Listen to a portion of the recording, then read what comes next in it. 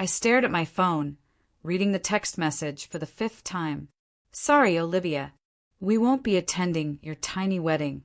It's just too far to travel for something so small.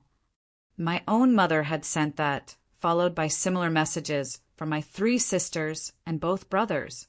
Not one of my family members was planning to attend my wedding.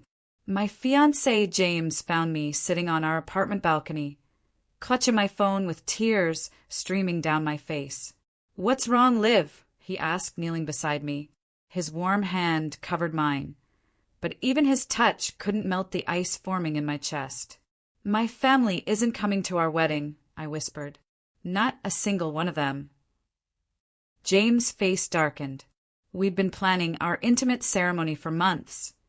Just 30 guests at a breathtaking cliffside venue overlooking the Pacific. We'd chosen quality over quantity, an experience over spectacle. They called it tiny, like it was something to be ashamed of, I continued, anger beginning to replace the hurt. Mom said it wasn't worth traveling for something so small. James took my phone gently and read through the messages. His jaw tightened as he scrolled. "These are cruel, Liv. I'm so sorry."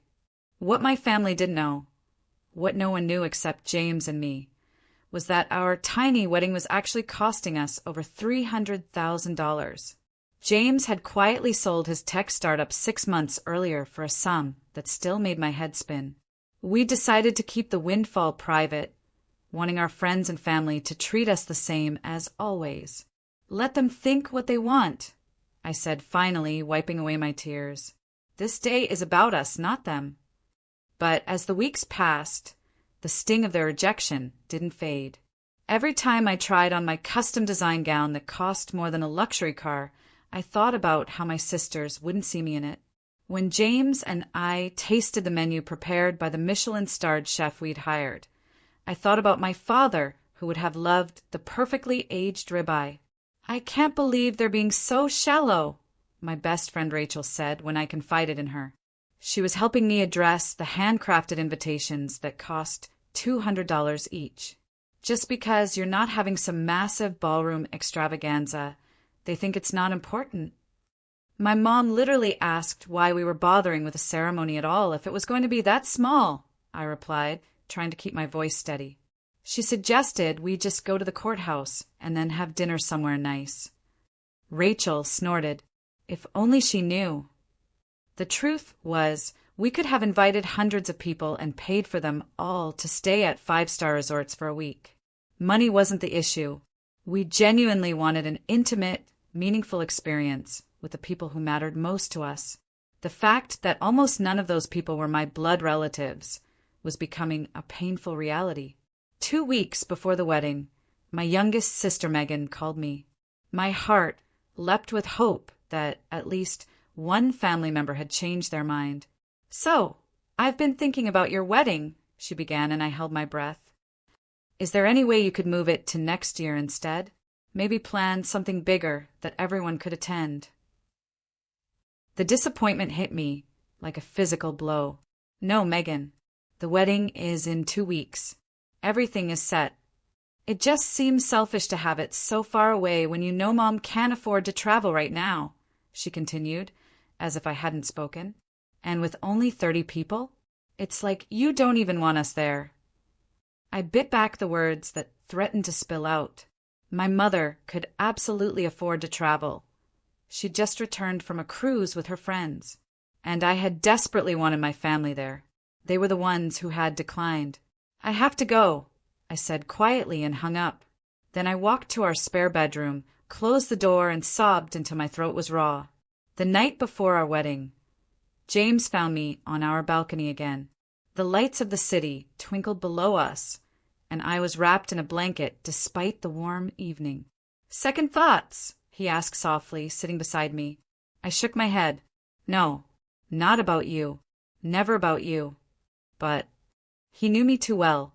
"I keep thinking about tomorrow. How perfect it's going to be. The flowers, the food, the music, everything we've dreamed of. And not one person from my family will see it." James took my hand. "I have an idea," he said slowly. "It's a bit petty, but it might make you feel better. I'm listening. I managed a small smile. What if we have the photographer take some absolutely stunning shots, the kind that look like they're straight out of a celebrity wedding magazine? And then we post them, not right away, but maybe a month later when we get them back. Just a few that show exactly what your family missed. I considered it. That does sound petty. It is, he agreed. But sometimes petty feels good. I laughed despite myself. Let's do it. The wedding day dawned clear and perfect. Our cliffside venue looked like something from a dream, with delicate white flowers cascading over the specially constructed platform where we would say our vows. The ocean stretched endlessly behind it, blue and vast. My dress, with its intricate beadwork and custom lace, made Rachel gasp when she saw me. "You look like a goddess," she whispered, helping me with the cathedral-length veil. As I waited to walk down the aisle, I felt a strange calm settle over me. Yes, my family had chosen not to be here. Yes, it hurt more than I could express. But looking out at the small gathering of friends who had come, people who truly cared about us, I knew we had made the right decision. When I saw James waiting for me, his eyes filled with tears as I approached. Everything else faded away. The ceremony was intimate and personal, just as we'd wanted.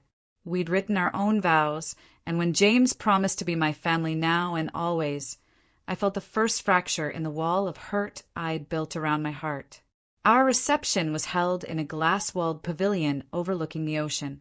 The sunset painted the sky in brilliant oranges and pinks as we dined on 7 exquisite courses paired with rare wines. Our 30 guests sat at one long table adorned with thousands of white roses and candles. A string quartet played softly in the background. "This is the most beautiful wedding I've ever seen," my old college roommate told me wide-eyed. "It's like something out of a fairy tale." I smiled, thinking of my mother's dismissive text. Tiny, she had called it. If only she could see the hand-painted silk tablecloth, the 24-karat gold flatware, the crystal glasses that had been hand-blown in Venice. If only she could taste the caviar, the Wagyu beef, the champagne that cost $1,000 a bottle. Later, as James and I shared our first dance on a floor made of Italian marble brought in just for the occasion, I rested my head on his shoulder. "Are you happy?" he murmured against my hair. I thought about the question seriously. Was I happy? The day had been perfect, more than perfect. Our friends had surrounded us with love. The setting, the food, the music, everything had been exactly as we'd envisioned. And yet, there was still an empty space where my family should have been. "I'm happy to be your wife," I answered honestly. "The rest is complicated." He nodded, understanding as always. "Do you still want to go through with our plan? The photos." I thought about my mother's text again, my sister's casual dismissal, the assumption that our wedding wasn't worth attending because it was small. "Yes," I said firmly. "I definitely do." As the evening continued, I found myself relaxing more, truly enjoying the company of the friends who had made the effort to be with us. We danced and laughed and ate cake that cost more than my first car. The champagne flowed freely, and by the time we cut the magnificent 5-tier confection created by a pastry chef flown in from Paris, I was feeling pleasantly buzzed and genuinely happy. Our photographer, a sought-after professional who usually worked with celebrities, pulled us aside near midnight. "I've already got some previews to show you," she said excitedly, scrolling through her camera. "These are straight out of camera, no editing, and they're incredible." She showed us a shot of our first kiss as husband and wife, the ocean stretching behind us, the setting sun creating a halo of golden light around us. It looked like a movie poster or the cover of a luxury wedding magazine. "Perfect," I said, catching James' eye. "That's definitely one to save for later." The celebration continued until the early hours of the morning. Our final surprise for our guests came at 2 a.m., a spectacular fireworks display over the ocean, choreographed to our favorite music. As the sky lit up with bursts of white and gold, James wrapped his arms around me from behind. No regrets, he asked. I watched the fireworks reflect on the water. Just one, I admitted, that they'll never know what they missed. He kissed my temple. Oh, they'll know. In about a month, they'll definitely know. The honeymoon was even more extravagant than the wedding. 3 weeks island hopping on a private yacht through the Mediterranean. We swam in crystal clear waters, dined in hidden coves, and made love under the stars. It was blissful and perfect, and I almost forgot about the hurt my family had caused. Almost, but not quite. When we returned home, our photographer had delivered our wedding album, a massive leather-bound book filled with the most stunning images I'd ever seen. James and I spent an entire evening going through it, reliving every moment. "They're ready," I said, looking up at my new husband. "The photos. Are we really going to do this?" James raised an eyebrow. "Cold feet? We don't have to if you don't want to." I thought about it, genuinely conflicted. Part of me wanted to be the bigger person, to let it go. But another part, the part still smarting from rejection, wanted them to see exactly what they had deemed too insignificant to attend. "Let's sleep on it," I suggested. That night, as we lay in bed, my phone pinged with a notification. My sister Megan had posted photos from her weekend, a cousin's backyard barbecue that my entire family had attended, 3 states away from where we lived, but closer to their homes. The caption read, "Nothing better than family gatherings. Worth traveling for the people you love. Red heart." I showed it to James, wordlessly. "Well," he said after a moment, "I think that answers that question." The next morning, I carefully selected 3 photos. The first showed the ceremony setup, with its flower-draped platform, the ocean backdrop, and the 30 white chairs for our guests. The second was a shot of our reception table, glittering with crystal and gold in the sunset light.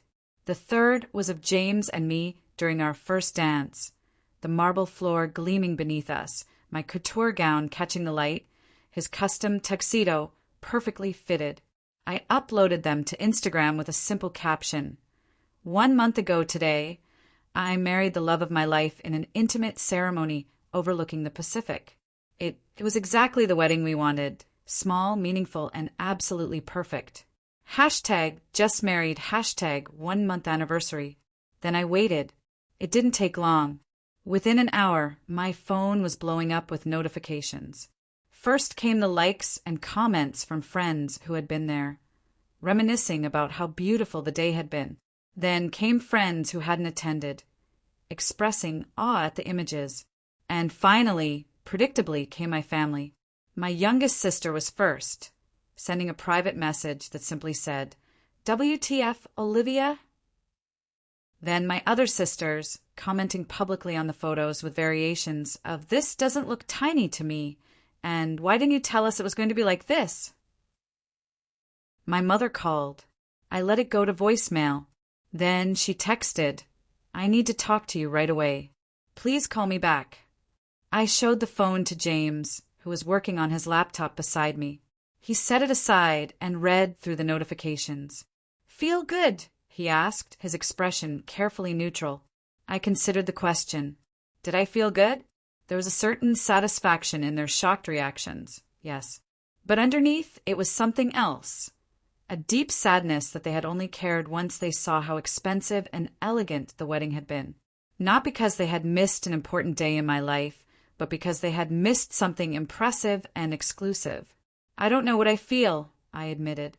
Vindicated, maybe, but also disappointed all over again. James nodded. "That's fair." My phone rang again, my mother for the 3rd time. With a deep breath, I answered. "Olivia," she said immediately, "I don't understand. Those photos, that was your wedding." "Yes, Mom. That was my wedding. The tiny one you all decided wasn't worth attending." There was a pause. "But it looks? I mean, it must have cost." "A lot." I finished for her. "Yes, it did. But how? I mean, you and James. When did you?" I cut her off. "Does it matter? Would you have come if you had known it was going to be like that?" If you had known there would be celebrity-worthy photos to post on your social media. The silence on the other end of the line gave me my answer. That's what I thought, I said quietly. Goodbye, Mom. I hung up and turned to James, tears streaming down my face. He opened his arms, and I fell into them, letting the complex mix of emotions wash over me. I know it doesn't feel great right now, he murmured against my hair, but you deserve to stand up for yourself. I nodded against his chest. I just wish they had come because they loved me, not because they missed out on something impressive.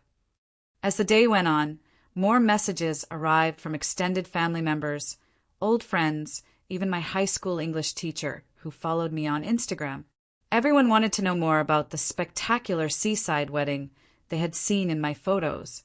My brother, who had been silent until now, finally texted, "Those pictures are insane. The ceremony looks amazing. I'm sorry I missed it." At least he had apologized, which was more than the others had done. I sent back a simple thank you and left it at that. By evening, my mother had moved from shock to indignation. Her latest voicemail insisted that I should have been honest about the scale of the wedding, that she would have made every effort to attend had she known, and that I had deliberately misled the family. James listened to it with me, his expression darkening. "That's quite the rewriting of history," he commented. "You invited them. They declined. End of story." I sighed, putting the phone down. I knew this would happen. They're making it my fault somehow. "Do you regret posting the photos?" he asked carefully. I thought about it. "No," I said finally. "They made their choice. They have to live with it. I don't owe them protection from their own bad decisions." He smiled slightly. "That's my girl." Later that night, as we prepared for bed, I received one last text. It was from my youngest sister, Megan. "I really messed up, didn't I? The wedding looked beautiful. You looked beautiful. I'm sorry I wasn't there." It was the first genuine apology I'd received, and it made my eyes sting with fresh tears. "What do you think?" I asked James, showing him the message. "Should I respond?" He considered it. "That seems sincere. Maybe there's one bridge worth not burning." I nodded and typed back, "Thank you. It was beautiful. And yes, I missed having you there." Her response came quickly. "Can I come visit soon? I want to hear all about it. The real stuff, not just what the pictures show." Despite everything, I felt a small spark of hope. "Yes," I replied. "I'd like that." As I set my phone aside, James pulled me close. "You okay?" I nestled against him, thinking about the day, about the wedding, about family, both the one I was born into and the one I had chosen, starting with the man beside me. "I will be," I said. And for the first time since those rejections had started rolling in months ago, I truly believed it. The morning after posting the wedding photos, I woke to 37 missed calls and over 100 text messages. My family had moved from shock to outrage overnight. How dare I not tell them about the extravagance? How could I have let them miss such an important event? Didn't I know how this made them look to everyone else? Not one message contained a genuine apology. Not one acknowledged that they had chosen not to come. "They're rewriting history," I said to James over coffee. "According to my mother, I misled them about the wedding, as if I owed them a full budget breakdown before they would consider attending their own daughter's ceremony." James reached across the table and took my hand. "What do you want to do? You can block them all for a while if you need space." I shook my head. "No, I think I need to have this out once and for all." My phone rang again, my oldest sister this time. With a deep breath, I answered and put on speaker so James could hear. "Olivia," she began without greeting, "I can't believe you would do this to us. You made us look terrible." "I did nothing to you, Kate.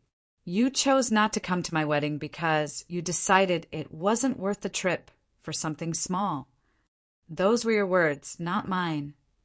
But you never told us." "Told you what? That it was important to me? That I wanted my family there? Because I did tell you those things and you still said no." There was a pause. "You know what I mean.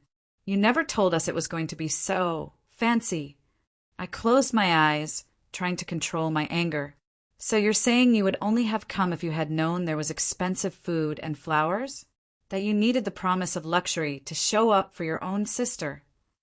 That's not fair, Kate protested. Mom can't afford to travel all the time, and… Mom took a cruise last month, I interrupted. She posted pictures from 4 different countries. Don't tell me she couldn't afford a 2-hour flight. Another silence. Then, in a smaller voice, "It looked really beautiful, Liv." "It was," I said flatly. "You missed it." After I hung up, James pulled me into a hug. "You okay?" I nodded against his chest. "Actually, yes. It feels good to finally say these things out loud." Over the next week, similar conversations played out with other family members. My brothers were less confrontational, but equally self-justifying. My father, divorced from my mother for a decade, sent a card with a check and a note that read simply, "Congratulations! Wish I had been there." As if he hadn't also declined the invitation. Only Megan, my youngest sister, seemed genuinely remorseful. She arrived for her promised visit 2 weeks after the photos went viral within our family and social circle. When I opened the door to her, she immediately burst into tears. "I'm so sorry, Olivia. I can't believe I missed your wedding because I thought it wasn't going to be impressive enough." Her honesty was refreshing after all the deflection from the others. I hugged her tightly. "Come in. I have about 1,000 pictures to show you." Over glasses of wine, I walked her through our wedding album. She gasped at the details, the hand-painted place cards, the custom cocktails named after milestones in our relationship, the vintage car that had taken us from the ceremony to the reception. "It's not just that it was expensive," she said quietly, studying a photo of the flower arrangements. "It's that it was so perfectly you and James. I see that now. All these touches, they tell your story." I felt my throat tighten with emotion. That's exactly what we wanted. A day that reflected us, not some cookie-cutter production. "I really screwed up," she said, looking up at me with tear-filled eyes. "When I got your invitation and it said 30 guests, I just assumed." She trailed off, embarrassed. "You assumed it wasn't worth your time," I finished for her. She nodded miserably. "Mom kept saying it was going to be some quick ceremony at a park or something. She said you were probably just trying to save money, and we could celebrate properly later." This was news to me. Mom said that. I never told her anything like that. "I know that now," Megan said. After seeing the photos, I realized she had just made assumptions. We all did, and we were wrong. As much as it hurt to hear, I appreciated her honesty. "Thank you for admitting that. You're the only one who has." "The others are just embarrassed," she said. "They know they messed up, but they're trying to save face by making it your fault somehow." "And what about you?" I asked. "Aren't you embarrassed too?" She looked me straight in the eye. "Yes, but I'm more sad than embarrassed. I missed my sister's wedding because I was shallow and thoughtless. I don't want to compound that mistake by being too proud to admit it." For the first time since this whole ordeal began, I felt a weight lift from my shoulders. Having just one family member acknowledge the truth meant more than I had expected. That evening, James joined us for dinner.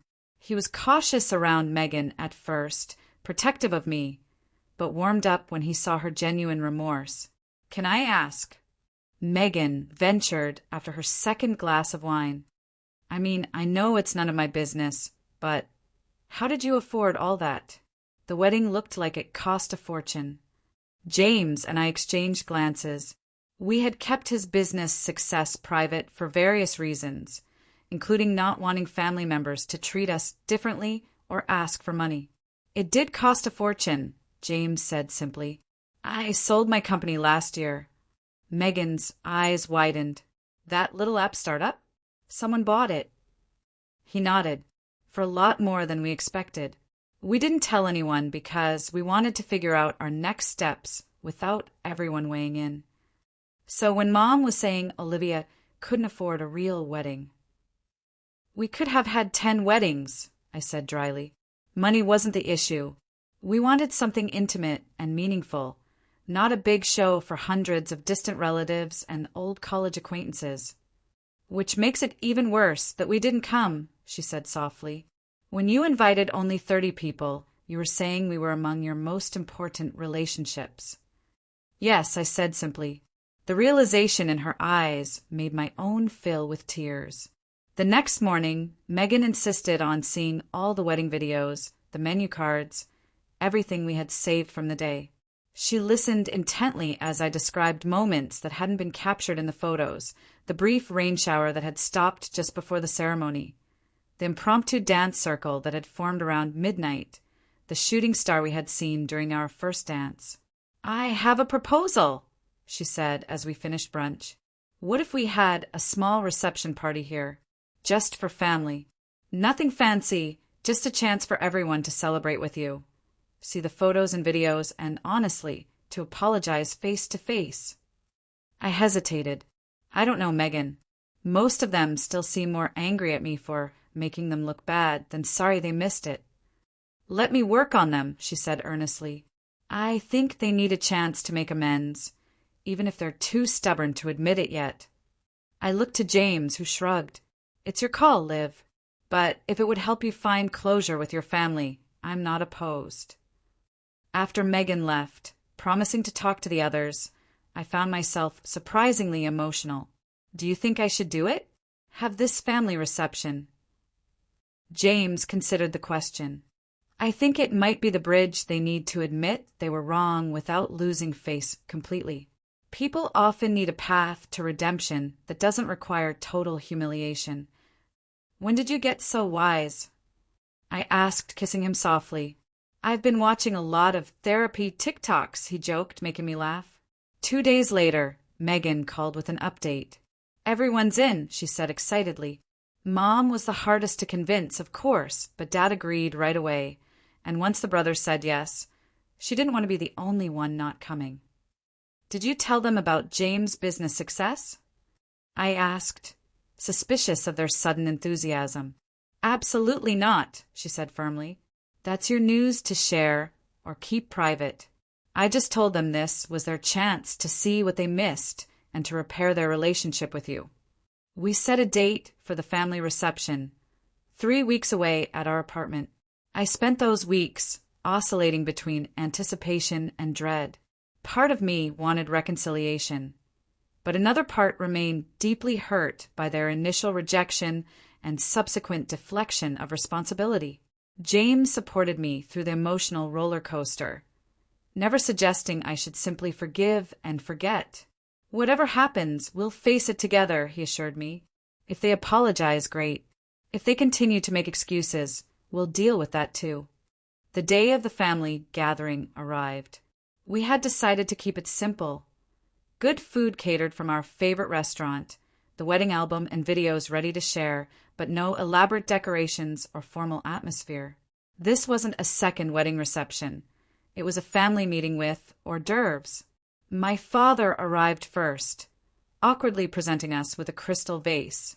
"Congratulations again," he said, hugging me stiffly. The photos were quite something. "Thank you for coming," I replied, keeping my voice neutral. My brothers arrived next with their wives. They seemed uncomfortable, but made an effort, complimenting our apartment and asking James about his work. When my mother and 2 older sisters walked in together, the tension in the room thickened. My mother surveyed the apartment with raised eyebrows, no doubt calculating its value based on the view and the address. "Olivia," she said, ere kissing my cheek, "your place is lovely." "Thanks," I replied. James found it. An awkward silence fell. Megan caught my eye from across the room and gave me an encouraging nod. Once everyone had a drink in hand, James touched my elbow gently. "Should we show them the wedding video?" I nodded, and he directed everyone to the living room where he had set up a screen.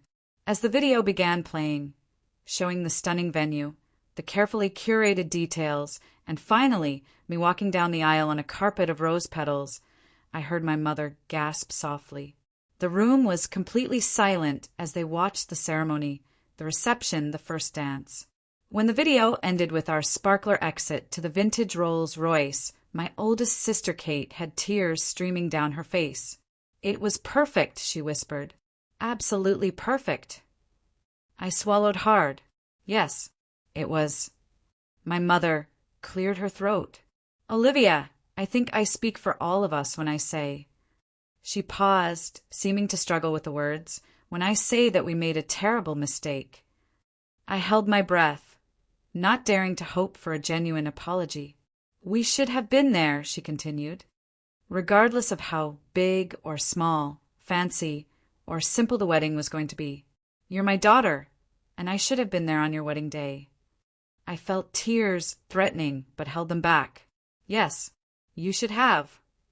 "I'm sorry," she said, and the word seemed to cost her greatly. "Truly sorry. Not because the wedding turned out to be spectacular, but because I missed it. Because I hurt you." One by one, my other family members offered similar apologies. Some were more graceful than others, and none mentioned the obvious fact that James and I had significantly more money than they had realized. Instead, they focused on the relationship damage they had caused, the special day they had chosen to miss. As the evening went on, the atmosphere gradually lightened. My brothers asked James about the honeymoon, genuinely interested in our experiences. My sisters flipped through the wedding album, asking about specific moments and guests. My father, in a quiet moment, told me he had never seen a more beautiful bride. When they finally left, loaded down with leftover food and copies of some wedding photos, I collapsed onto the sofa beside James. "That went better than I expected," I admitted. He put an arm around me. "Your mom's apology seemed sincere." Eventually, I agreed, once she got past her pride. "Do you feel like things are repaired?" I considered the question seriously. "Not entirely. I don't think I'll ever forget that they all chose not to come. But it's a start. At least now they've acknowledged they were wrong, instead of trying to make it my fault somehow." A week later, a large package arrived at our door. Inside was a beautiful custom quilt made from photos of the wedding printed on fabric squares. A note from all my family members was attached. "We can't go back and be there on your day, but we hope this helps you remember it always. With love and deepest apologies." I ran my fingers over the quilt, taking in the images, James and me during our first dance, the sunset over the ocean during our vows, the joy on our faces as we fed each other cake. "It's beautiful," James said, examining it beside me, "and unexpected." I nodded, feeling a complex mix of emotions. The quilt couldn't erase what had happened, but it represented a genuine effort to make amends. That night, as we lay in bed under the new quilt, James asked, "Any regrets?" "About posting those photos." I thought about the question. The photos had caused a family crisis, yes, but they had also forced a necessary confrontation that might otherwise have festered beneath the surface for years. "No," I said finally. "I don't regret it. Sometimes the truth needs to come out, even when it's uncomfortable." They needed to face what they did, and I needed to stand up for myself. He kissed my forehead. "For what it's worth, I think you handled it all with grace. More grace than I would have managed in your position."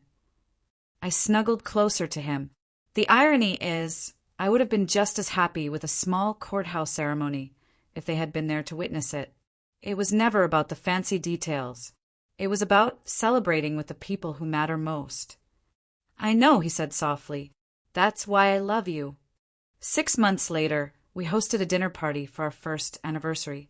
My entire family attended, bringing thoughtful gifts and genuine warmth. The wounds hadn't completely healed, perhaps they never would, but we had found a way forward. My mother pulled me aside as she was leaving. "I learned something from all this," she said, her voice uncharacteristically humble. "I learned that showing up is what matters, not how fancy the occasion is or what's in it for me, just being there for the people you love." I hugged her, feeling the last piece of ice around my heart begin to melt. Better late than never, Mom. As I closed the door behind our last guest, James wrapped his arms around me from behind. Happy. I leaned back against him, thinking about the journey we had been on. The beautiful wedding day, the painful family rejection, the messy path to reconciliation. Getting there, I answered honestly. One day at a time. He turned me in his arms, so I was facing him. You know what I was thinking? Maybe for our 5th anniversary, we could renew our vows. Small ceremony, just family this time. I smiled at the symbolism of his suggestion. A second chance, a healing ritual. I'd like that. As long as you're there, the rest is just details. I'll be there, he promised. Wild horses couldn't keep me away. As we stood in our apartment, surrounded by the evidence of our life together, I realized something important. The $300,000 wedding had been spectacular, yes, but the photographs that truly mattered weren't the ones we had posted to provoke my family. They were the ones we kept in our hearts, the moments of connection, forgiveness, and growth that no camera could capture. I had wanted my family to regret missing my wedding day, and they did deeply. But more importantly, we had all learned something valuable about what really constitutes a tiny wedding. It's not about the budget or the guest list or the venue. A tiny wedding is one where love is restricted, where priorities are misplaced, where connections are devalued. By that definition, our wedding, despite its lavish details and hefty price tag, had been exactly what we'd wanted from the beginning.